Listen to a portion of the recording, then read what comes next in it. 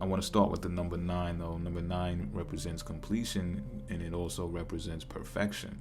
All right, we all know, or those who follow astrology know, that Virgo is the sign that represents and reflects perfection. Even if it's not attained, the goal of Virgo energy is to reach perfection.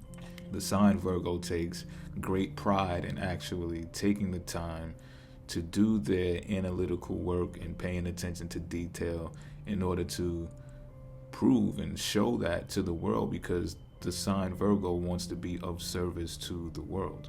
Virgo's like a sign that the Virgo energy is like a sign that doesn't even look at art as entertainment necessarily. It looks at it, well, not at all really.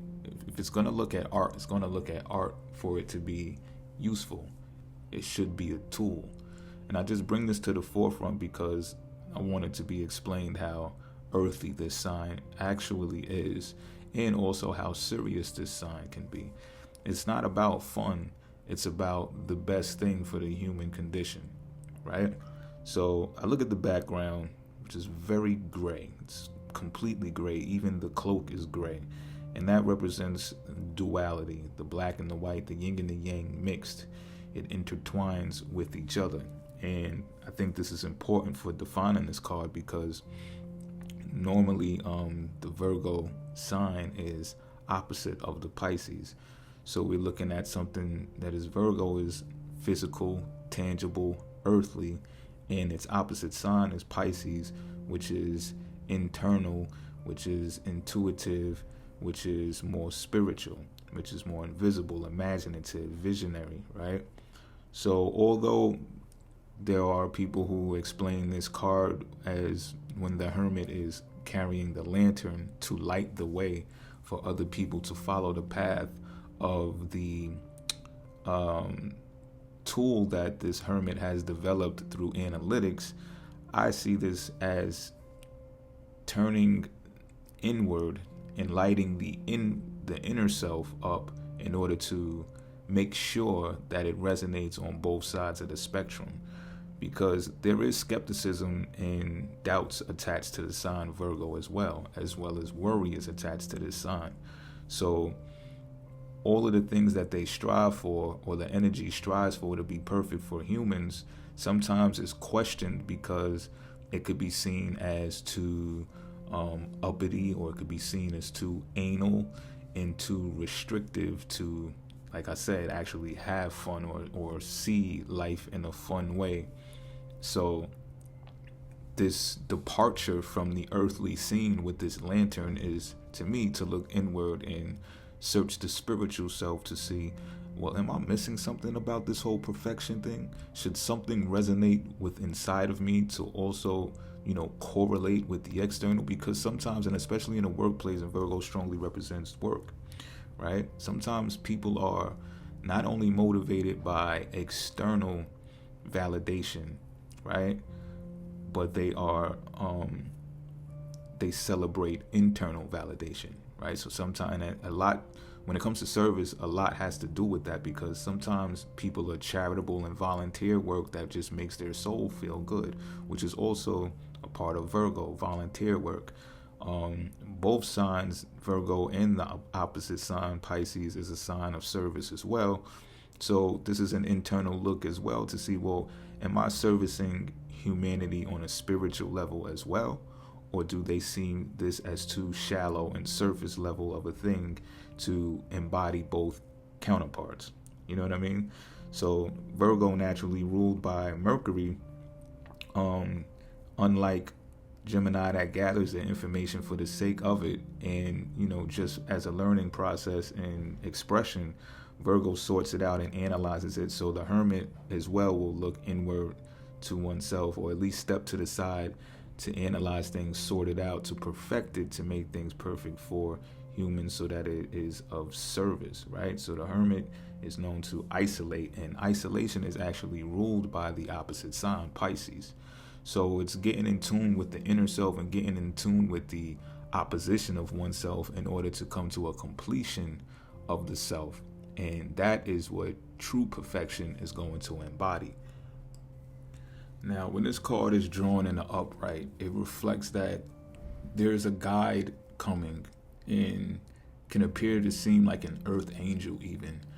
And that guide is going to give you some knowledge, some wisdom to assist you in life's everyday struggles, the patterns, the loops, and it's going to be important for you to connect with this individual. It's probably going to be an older figure, at least someone who is wise, and again appears as an earth angel that has experience, because you can tell that the depiction of the hermit is usually an old man that's bearded, kind of hunchback.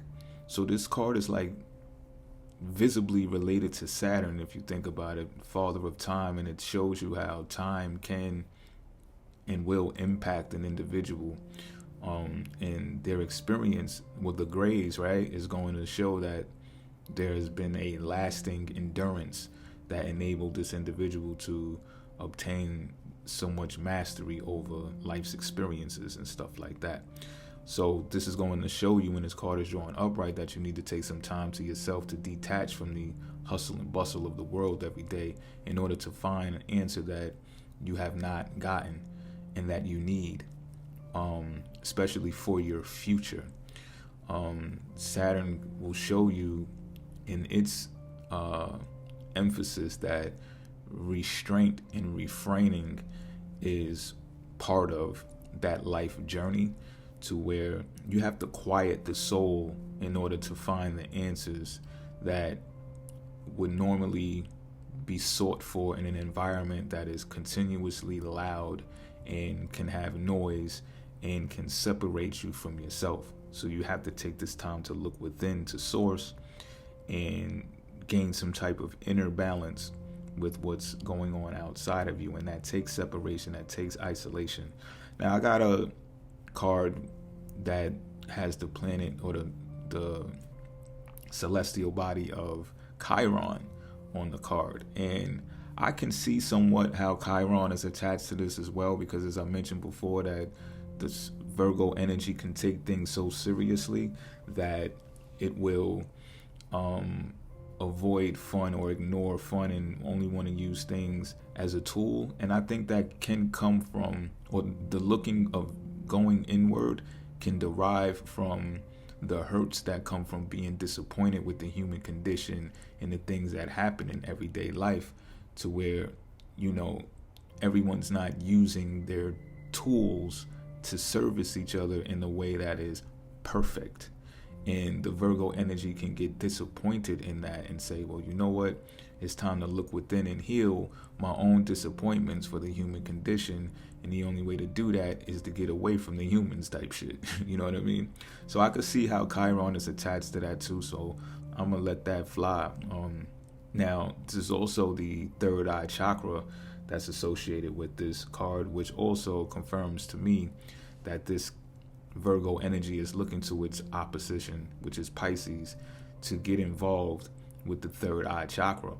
And it can also be associated with Virgo too, because Virgo pays so much attention to detail, right? Very attentive sign. So when you look at that from the external world, when you're awake in the 3D, and then your third eye, which is predominantly most powerful and activated in your sleep, in the dream world, which is Pisces, you see how these two signs correlate with each other to activate third eye energy, which also allows you to interpret and see the future.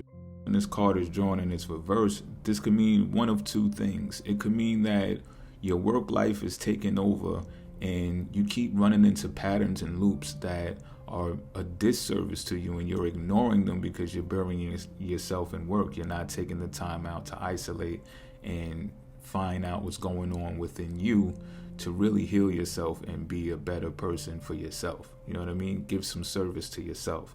It's either that, or you're experiencing the type of loneliness and paranoia that can derive from loneliness because you're in isolation too much. You're being too much of a recluse.